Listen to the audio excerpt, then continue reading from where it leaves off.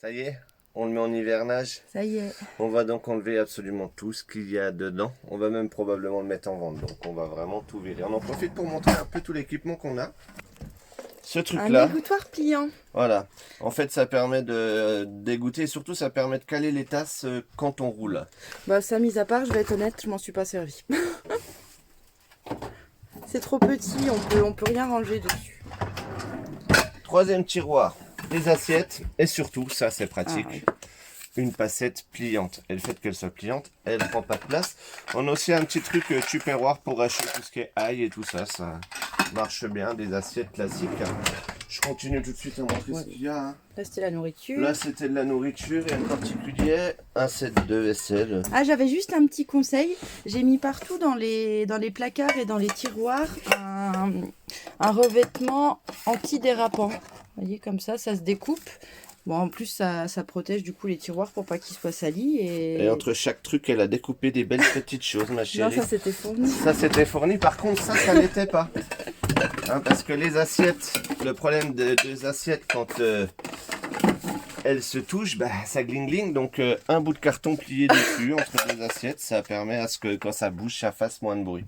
Les équipements, cafetière italienne, ça va sur le gaz, c'est quand même mieux que des trucs électriques bien sûr.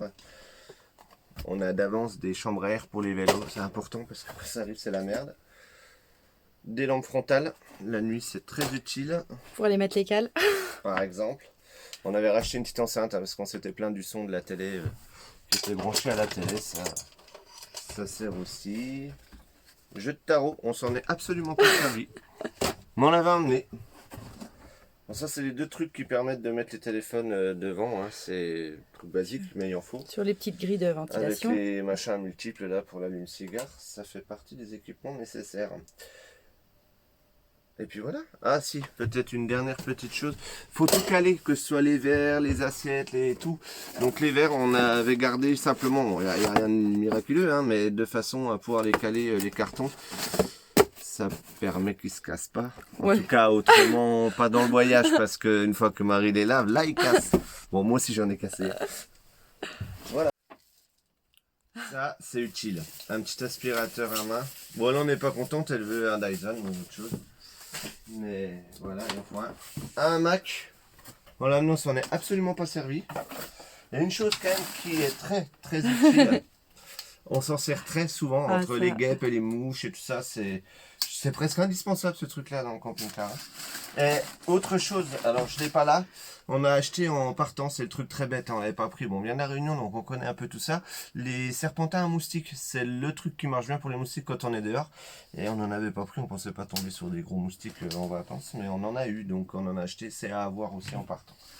Je profite qu'on nettoie le camping-car pour montrer, parce qu'on va faire une vidéo équipement, pour montrer un petit peu le branchement de la deuxième batterie. Tu peux me suivre, bébé. Donc les batteries sont là. Hein. Donc il y avait la première principale, on en a collé une deuxième. On voit pas très bien. Voilà. On a tout simplement mis les phases de la deuxième batterie sur la phase de la première batterie. Hein. Donc elles sont reliées ensemble, tout simplement.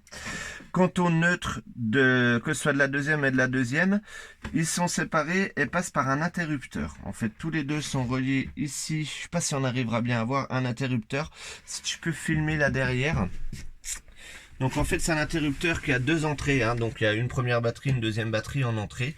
Et on peut choisir la position. Soit la première batterie, soit si je tourne la deuxième batterie, on peut même mettre les deux simultanément. Bon, nous, c'est pas le cas. On en utilise une et on balance sur l'autre si on n'a plus assez de courant. Pareil pour recharger. Voilà, il y a des choses automatiques qui existent, mais je trouvais qu'avoir des trucs séparés, c'était pas plus mal. J'espère que ça va... Bah, si c'est pas clair comme pour moi, bah, vous l'appellerez. Par exemple, bon, après, vraiment, c'est simple. La deuxième batterie, on met le neutre sur le neutre de la première batterie. Et non, la phase sur la phase de la première batterie et les neutres passent tous les deux par un interrupteur. Donc on a le neutre du camping-car qui arrive à l'interrupteur et le neutre de chaque batterie, donc 1 et 2. Normalement, ça devrait pas être trop compliqué. On trouve plein de schémas sur internet. Hein. Et s'il y a un souci, oui, vous pouvez m'appeler. Hein. Il n'y a pas de problème. Ou encore mieux, vous l'invitez à l'apéro puis il vous la pose. Ça peut se faire aussi.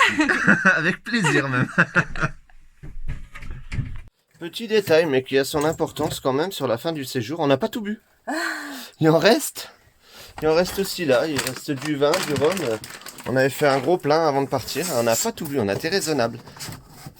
N'hésitez pas à vous abonner si ce n'est pas déjà fait et à nous mettre un petit pouce.